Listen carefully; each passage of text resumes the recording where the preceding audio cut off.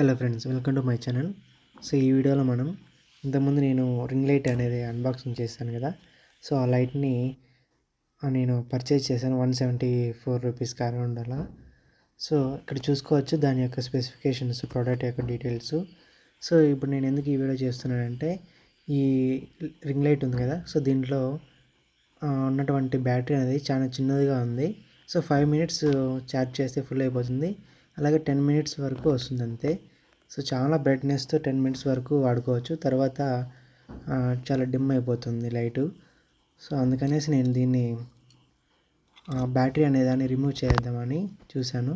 So ఇక్కడ పైన ఉన్న ట్యాప్ని రిమూవ్ చేసేస్తే, సో ఇక్కడ చూసుకోవచ్చు బ్యాటరీ అనేది ఎంత చిన్నదిగా ఉందో. అసలుకి ఇది ఎన్ని వోల్ట్ ఉందో కూడా తెలియదు. ఇక్కడ ఛార్జింగ్ పోర్ట్ ఉంది.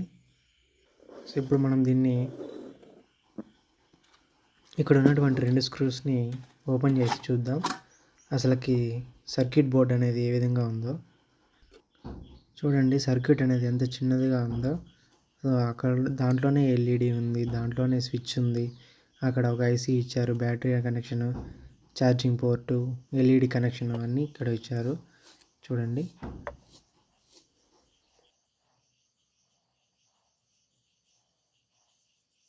సో ఈ స్విచ్ అనేది 3 మోడ్స్ ఇచ్చారు.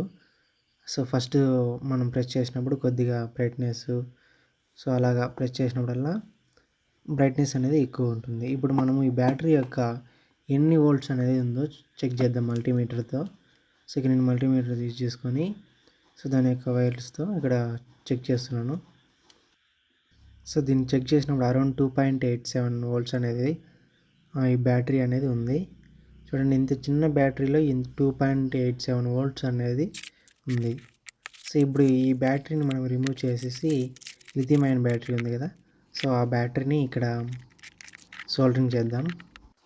సో ఫస్ట్గా మనము సోల్డరింగ్తో బ్యాటరీ మీద ఒక 2 మినిట్స్ అట్లా దానిపైన పెట్టినప్పుడు హీట్ అయ్యి అది రిమూవ్ అయిపోతుంది బ్యాటరీ అనేది.